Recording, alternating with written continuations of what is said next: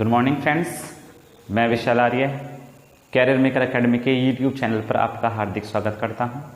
जैसा कि आपको पता है कि हमारे जो क्लासेस हैं वो डेली रूटीन पर चल रही हैं और अब हम अपने जो मेन सब्जेक्ट है मैथ्स की तरफ रुख करते हैं। तो जो हमारा मैथ्स का जो टॉपिक होता है वो हर एग्ज़ाम्स में पूछा जाता है। एसएससी का एग्ज़ाम हो, पुलिस का कोई एग्ज़ाम हो, यूपीएसआई का एग्ज़ाम हो, दिल्ली कांस्टेबल का एग्ज़ाम हो या एसएससी के जितने भी एग्ज़ाम सीजीएल तक रिलेटेड होते हैं, उस प्रकार के जितने प्रश्न हमसे बनेंगे इस चैप्टर में नंबर सिस्टम में, हम हर एक प्रश्न को एक जीरो से लेकर जितने लेवल तक वो पूछ सकता है एग्जामिनर, उस हर लेवल को हम आपके सामने सोल्व करेंगे। आशा है आप अच्छी तरीके से चीज़ों को देखेंगे और समझेंगे। और शुरू करते हैं हमारा आज का मैथ्स का फर्स्ट चैप्टर, जो कि आधारित है नंबर सिस्टम पर। Number system, number system, number system यानी कि संख्या पद्धति, संख्याओं के बारे में सब कुछ नॉलेज लेना। मतलब ये चैप्टर जो होता है ये बेसिक चैप्टर होता है, आधार होता है। आपको इस चैप्टर को बहुत अच्छी तरीके से सीखना चाहिए और इसके अंदर जितना भी सिलेबस है हमको टॉपिक वाइज टॉपिक आपको हर वीडियो में क्लियर करते रहेंगे। आप हर प्रश्न को बहुत अच्छे से समझेंगे। आशा है कि आप इन चीज़ों को बहुत बेहतर तरीके से समझ जाएंगे। शुरू करते हैं इसका फर्स्ट टॉपिक जो होता है, जिसे हम बोलते हैं unit digit. Unit digit, unit digit का मतलब होता है इकाई अंक।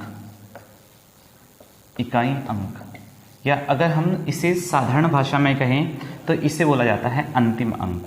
किसी संख्या का अंतिम अंक इकाई अंक कहलाता है। जैसे मैंने आपके सामने लिखा है 125।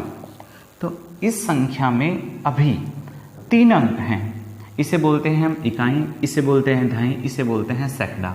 तो जो इस समय इकाई का अंक है वो 5 है। इस वजह से इस संख्या का इकाई अंक 5 हुआ।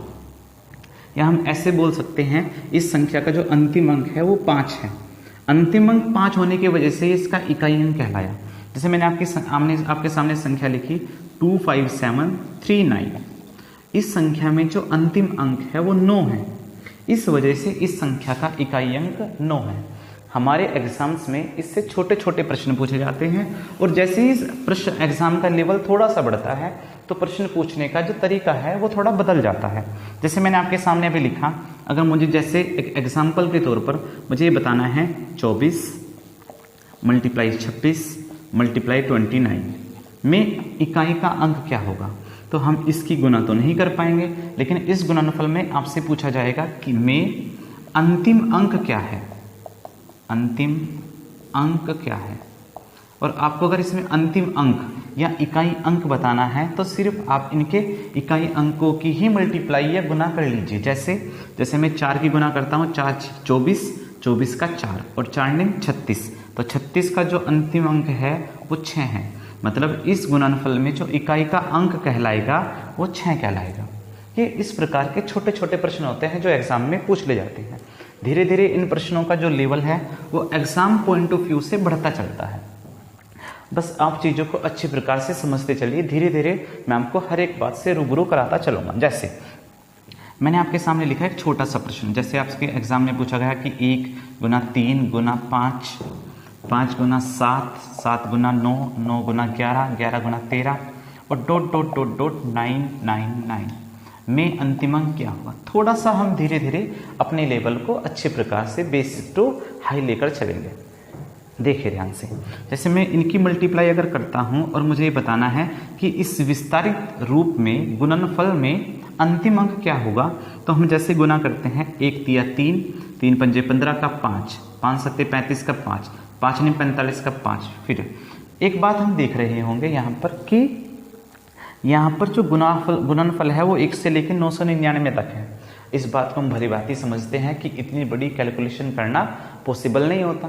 लेकिन अगर गुना करना, गुणनफल करना पॉसिबल नहीं है तो हमें क्या करना चाहिए, हमें कुछ तरीके मालूम होना चाहिए कि इस प्रकार के प्रश्नों को हम कैसे सोल्व कर लेते हैं। जैसे अगर याद रखिए ये विषम संख्याओं का गुणनफल है और अगर विषम संख्याओं के गुणनफल में कहीं पर भी 5 आता है, विषम संख्याओं के गुणनफल में, तो उस गुणनफल का जो अंतिम अंक होता है वो 5 ही होता है।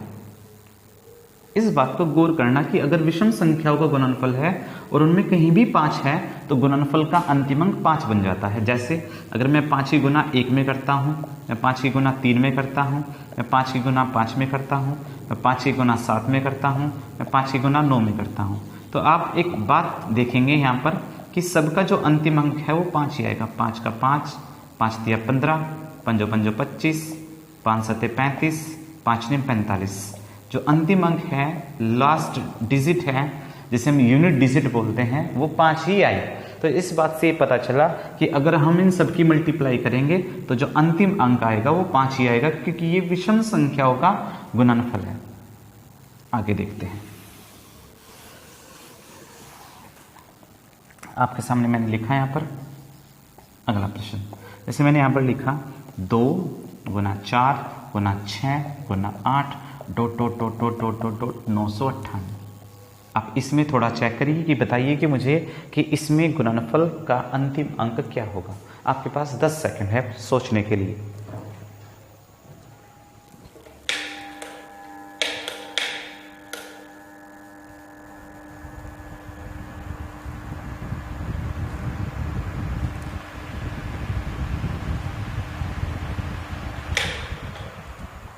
तो आइए, आपने कोशिश की होगी, उस कोशिश को थोड़ा सा आगे की ओर लेकर चलते हैं और ये देखते हैं कि इस सवाल में अंतिम अंक क्या होगा।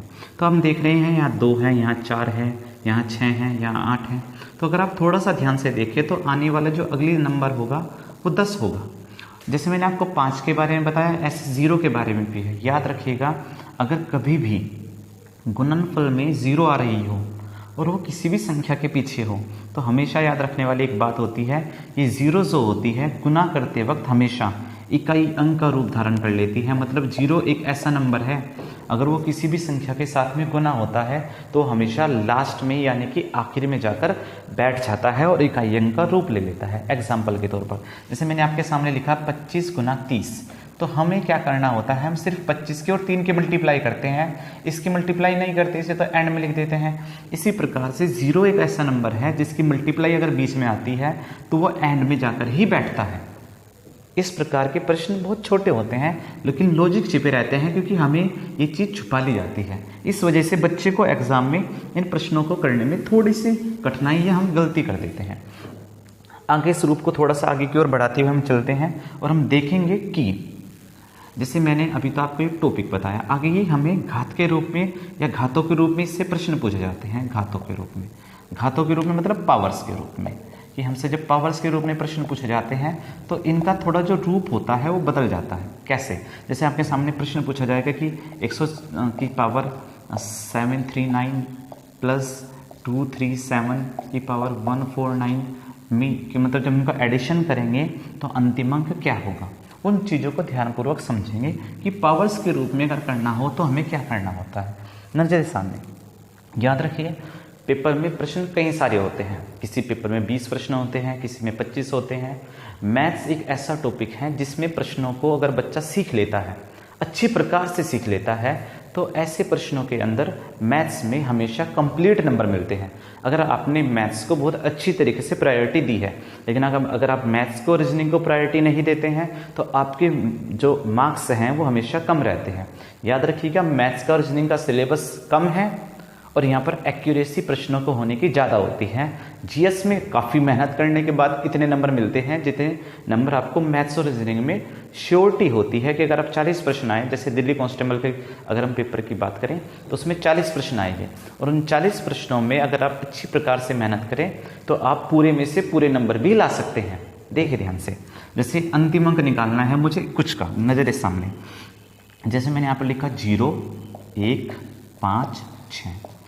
अगर इनकी कुछ भी पावर हो, कभी भी 0 हो 1 हो 5 हो 6 हो, अगर इनकी पावर कभी भी कुछ भी हो तो हमेशा याद रखने वाली एक बात होगी, वो आपके सामने है कि अगर 0 कभी भी इकाई अंक में आ रहा है तो उसका इकाई अंक हमेशा 0 होता है, 1 का 1 होता है, 5 का 5 होता है और 6 का 6 होता है। ये आपस में एक सोचने और समझने वाली बात होती है। जैसे मैंने आपके सामने लिखा 245, और 245 की पावर लिख दी है मैंने 451। तो इसका मतलब होता है 245 गुना 245 गुना 245 गुना 245 गुना 245 डॉट डॉट डॉट कहाँ तक 451 तक। 245 की पावर 451 का मतलब होता है, जैसे मैंने आपके सामने लिखा 24 की पावर 4, तो इसका मतलब होता है 24 गुना 24 गुना 24 गुना 24। ये बहुत बेसिक से बात थी, लेकिन आपको पता होना चाहिए कि वास्तव में ये चीज़ें होती क्या हैं। जैसे मैंने इस प्रश्न की बात की, तो अगर यहाँ पर कभी आपको ये इकाई अंक होता है, मतलब इससे होता है, अगर यहाँ पर 0, 1, 5 या 6 में से कुछ भी हो, तो ये इटसेल्फ खुद ही उसके इकाई अंक बन जाते हैं। मतलब 5 का इकाई अंक हमेशा 5 ही रहेगा, आपको कुछ चेक ही नहीं करना होता। सपोज करें यहाँ पर होता 1, तो इसका इकाई अंक हमेशा 1 होता। सपोज करें यहाँ पर होता 6, तो हमेशा इकाई अंक 6 होता।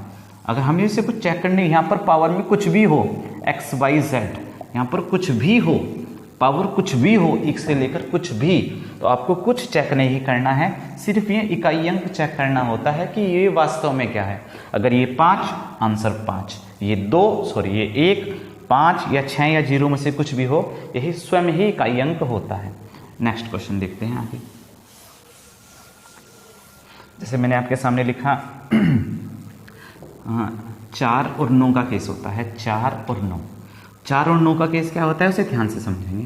4 का और 9 का, 4 और 9 का केस थोड़ा सिमिलर होता है, इसलिए ध्यान से सीखना होता है। जैसे मैंने लिखा 4 की पावर सम, और यहाँ पे लिखा मैंने 4 की पावर विषम, यहाँ पर लिखा मैंने 9 की पावर सम, और यहाँ पर लिखा मैंने 9 की पावर विषम। नजरें सामने और चीज़ों को देखते रहें, धीरे धीरे यहाँ से आपको बहुत अच्छी चीज़ें पता लगने वाली हैं। अगर 4 की पावर सम होगी तो याद रखना हमेशा इकाई अंक 6 होता है, और अगर 4 की पावर विषम होती है तो हमेशा इकाई अंक 4 होता है। अगर 9 की पावर सम होती है इकाई अंक हमेशा 1 होता है, अगर 9 की पावर विषम होती है तो इकाई अंक हमेशा 9 होता है। ये सम और विषम का रोल है 4 के लिए और 9 के लिए। अब ध्यान से देखिए इस चीज़ पर प्रश्न किस प्रकार से पूछे जाते हैं। जैसे मैं अगर एग्जाम्पल के रूप में बात लेना चाहूँ तो यहीं पर हम समझ लेते हैं। सपोज करें मेरे से पूछा गया 44 की पावर 67 में इकाई अंक क्या होगा। तो 44 की पावर 67 की अगर बात हो रही है तो हम देखेंगे तो इकाई अंक कितना है 4, और ये पावर सम है या विषम है। हमने देखा जो पावर है वो विषम है, अगर विषम है तो इकाई अंक हमेशा 4 होगा। मतलब इसकी 44 की 67 बार गुणा करने पर हमें 4 प्राप्त होगा। मेरे सामने लिखा है यहाँ पर 234, और 234 की पावर मेरे सामने लिखी गई 234, और हमसे पूछ लिया गया कि बताइए इकाई अंक क्या होगा। तो आपने देखा यहाँ पर 4 है और जो पावर है वो सम है, इस वजह से जो आंसर आया वो कितना आया 6। अगर मैं यहाँ पर बात करूँ एग्जाम्पल के तौर पर, यहाँ पर मुझसे पूछ लिया जैसे 139 की पावर 799, तो मैंने देखा यहाँ पर इकाई अंक 9 है और यहाँ पर जो पावर है वो विषम है। इस विषम होने की वजह से जो आंसर आएगा वो 9 आएगा। सपोज करें यहाँ पर होता 1399 और पावर होती 248, तो यहाँ पर 9 है और यहाँ पर पावर जो है वो सम है। सम होने की वजह से जो आंसर आया वो आया मेरे पास 1। आशा है आप इस चीज़ को बेहतर समझ पाए होंगे। आप 5 सेकंड लीजिए, इस बात को नोट करें तो बेहतर होगा।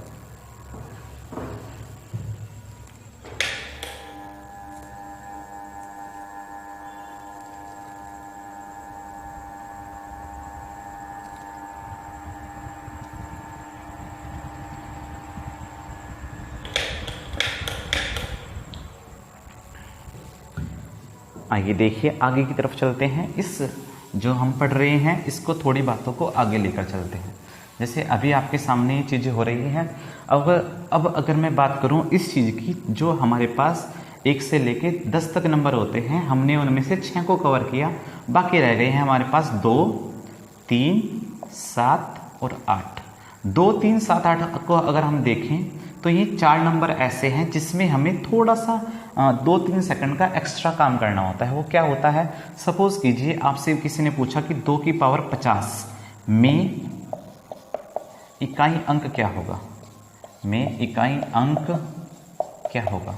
हाँ, इस वीडियो को जो मैं आपको दिखा रहा हूँ इसे ध्यानपूर्वक देखिएगा।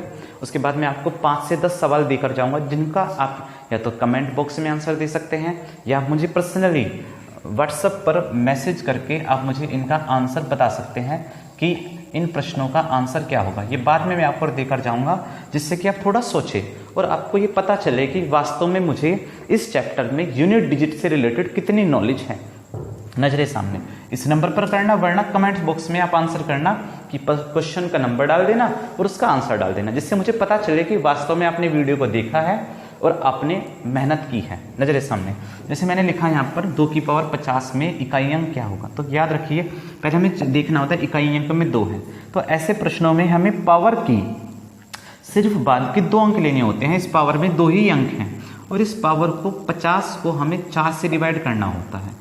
और जैसे मैंने इसे 4 से डिवाइड किया, 12 चौक 48, शेषफल कितना आया 2। जितना शेषफल आता है, जितना ये शेषफल आए, इसे इस संख्या की पावर में लिख देते हैं 2 की पावर 2, और 2 की पावर 2 आपको पता ही है कितना होता है 4। इस प्रकार से हम इकाई अंक निकालते हैं। एक और एग्जाम्पल देखिए, जैसे मेरे सामने लिख रहा है 13 और 13 की पावर आपसे पूछ ली गई 147 में इकाई अंक बताइए। तो आपने देखा यहाँ पर 3 है, 2, 3, 7, 8, ये 4 नंबर ऐसे हैं जिन्हें हमें पावर के अकॉर्डिंग चेक करना होता है। पावर कितनी है 47 है। जो पावर है उसमें बाद के 3 अंकों में से सिर्फ 2 ही अंक लेने हैं, वो भी राइट साइड से। 47 को अगर मैं 4 से भाग करूं तो ये आया 11 चौक 44, तो बच्चे कितने मेरे पास 3।